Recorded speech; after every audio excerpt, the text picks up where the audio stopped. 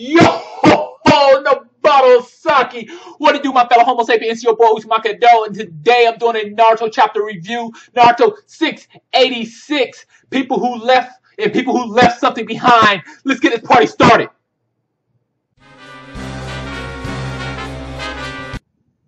Naruto chapter 686 was a pretty decent chapter, pretty good overall. We open up with the Sage of Six Path floating in front of the Hokages like Shenron from the Dragon Ball Z series. And basically, he explains why he couldn't come to this world the first time. And he's now talking about he wants to perform the Sealing Jutsu for Kagura. However, he doesn't have enough power. It takes a lot of power to do it. And the main reason is he gave that power to Naruto and Sasuke.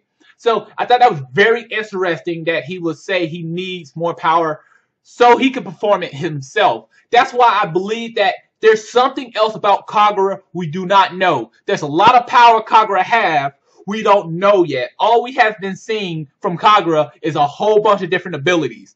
If Kagura wasn't really that much of a threat and Naruto Sasuke was the ones that's going to seal her, I really don't see why the Sage of Six Path need to come and attempt to help.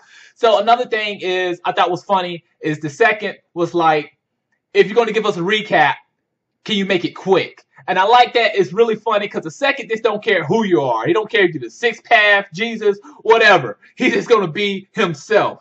So basically, we get back to the fight where Clones is fighting against Kagura. And basically, Kagura figures out which one. She believes the one who have the balls floating around him is the real Naruto. So she goes in, slaughtering these clones left and right. And then we get a glimpse at Kakashi. He's there. He's like, you know, he's looking down on himself. He's like, he can't do anything. He's their teacher. He used to be such a apologist. You know, he was such a skilled ninja, and now he can't really do nothing but just sit there and watch on the sideline. And personally, I felt kind of bad for him because it's like, yeah, I mean, what can you really do at the moment?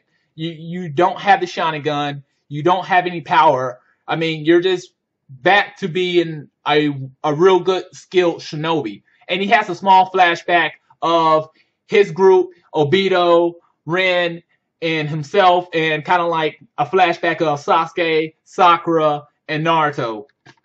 So Naruto's yelling out, you know, I'm not done yet.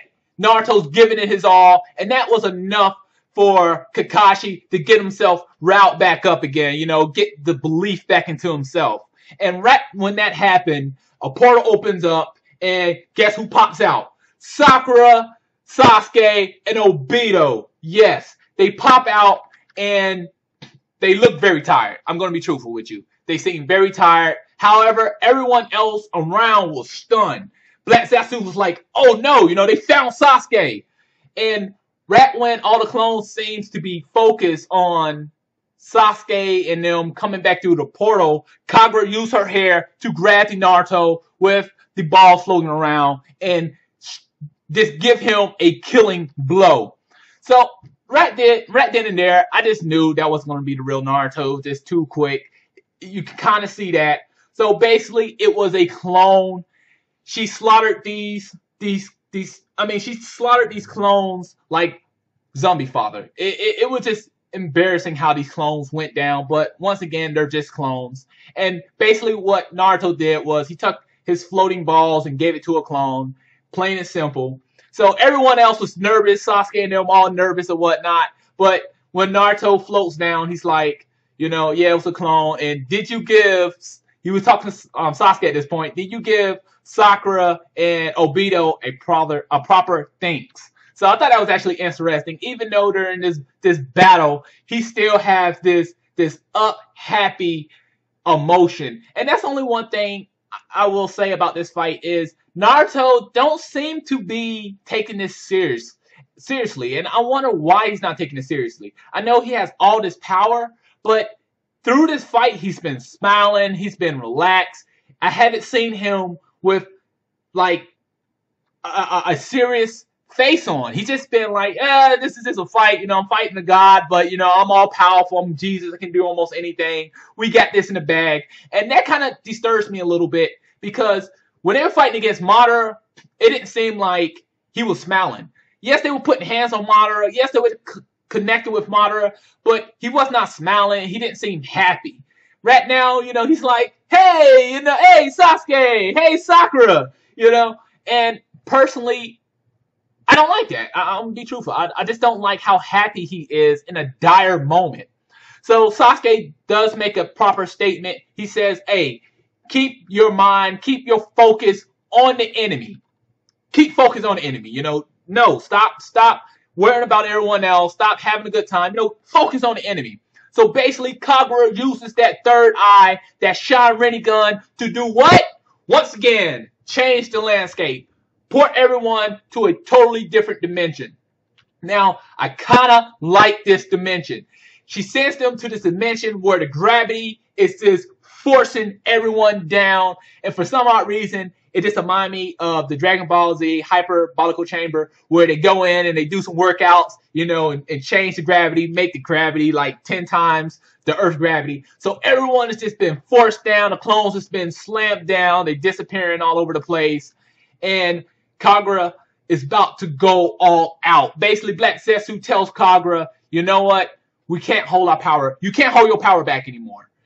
We have to use chakra to go ahead and kill these people. We have to go in using your true power. And that's one thing I really want to see Kagura do. I really want to see Kagura use her true power. Because right now, I like Kagura. I'm going to be truthful with you. She has tons of abilities. She looks awesome. But when it comes down to like final villains, yes, nothing works on her. She has the basic techniques for to be in the final villain. It's just she's not doing anything like, maybe blowing up half of the planet or summoning a meteor. I mean, I understand they get back to the original Naruto where they do like, different tactics and, kind of more of a fist hand-to-hand combat. But I would like to see her true power. She haven't really showed any great power. And I think that's the only letdown right now for me for Kagura. I mean, she is saying a few more things. That's cool. But I would like to see her use much more power. So she's using this bone technique. Naruto and Sasuke can barely dodge it. Basically what's happening is I believe the gravity itself is changing the bones from hitting them. Like, so she shoot them straight. The gravity is forcing it down. And basically she has to make up for the gravity difference. So Obito and motherfucking Kakashi is running to Naruto and Sasuke like a boss under all this gravity. And I'm like, wow, how are they not affected by the gravity? I don't know. Is it just pure will that's allowing them to move like that? Or did Kagura adjust the gravity a little bit and allow them to basically move around? So Kagura uses another attack, and we see this Obito and Kakashi trying to make their way to Sasuke and motherfucking Naruto, and out of nowhere, it seemed like someone pulled their hands together, and it shows Ren. So I don't think Ren was there. I think it was more as just kind of showing, just kind of like a mind thing, basically, just showing the friendship where they once all three hold hands at one time, bringing them closer once again, and we see the bone technique hit Obito and Kakashi. And they had a few words. We see the thank you, Ren. It's time that we're gonna join once together again, and we'll be able to sit down and talk for a very long time. And I was like, oh shit, that was beautiful. Kakashi and Obito got hit, and they're gonna die together. And I was like, yo, that is great. Naruto's gonna flip the fuck out. But what actually happened is Obito used his Kamoi to take the attack, and Kakashi wasn't hit. And I was just stunned, like, wow. And Kakashi is this stunned. He has a quick flashback. It's like, wow, you saved me again. Obito. And the bone technique breaks apart, and Obito looks at Kakashi, and he tells him, don't follow me no time soon, live. And basically, that was the chapter. A pretty good chapter. Now, my thoughts on the chapter about how Obito's death. Hopefully, Naruto don't attempt to heal Obito. That would just be this. I don't want to see that. I mean, I just hope he do not heal Obito for a simple reason. That would just make the chapter just really, really garbage. It was just like, okay, so what's the point of him taking the attack? So hopefully he actually dies this time. Now, a buddy of mine, we had a big talk about this Naruto chapter, and he was like, you know what? Obito has made up for everything he has done. He's good in my book. I had to disagree. I'm sorry. Obito is a bad person.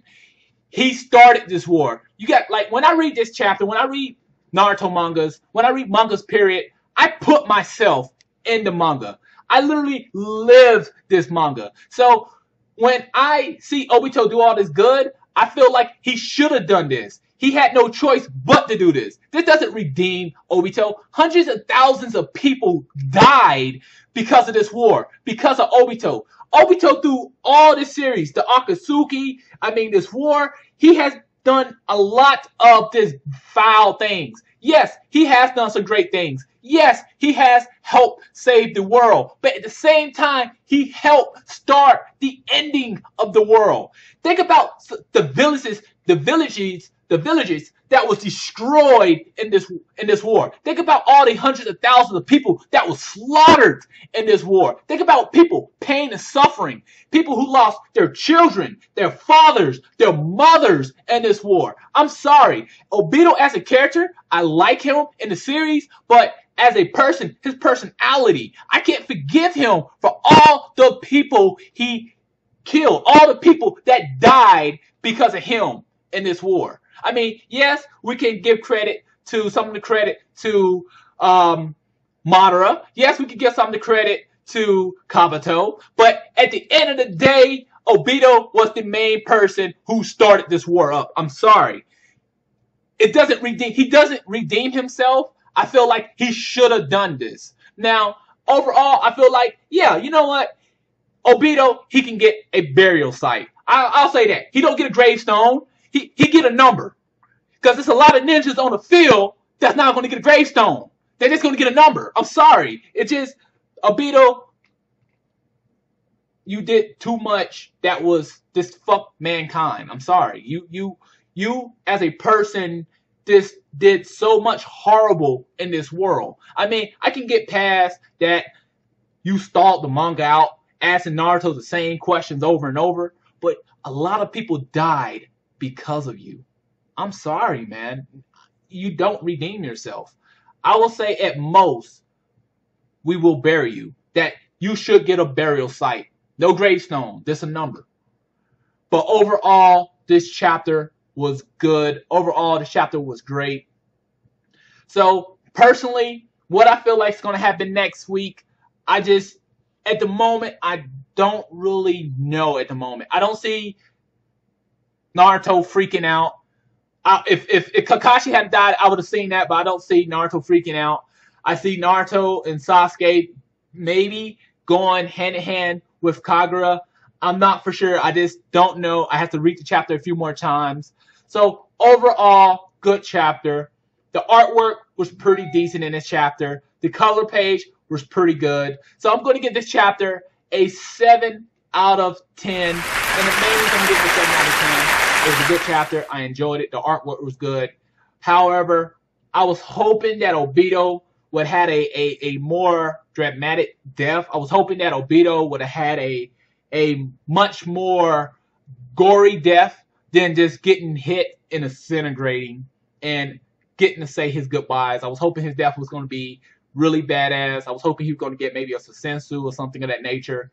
But, he died protecting his friends. Basically, he died like he wanted to. He died protecting people. He died trying to be a good guy.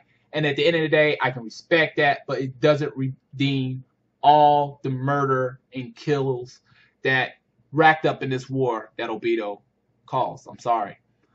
But that's all I got for you today. If I left anything out, leave a comment below. Thanks for watching. John Ed.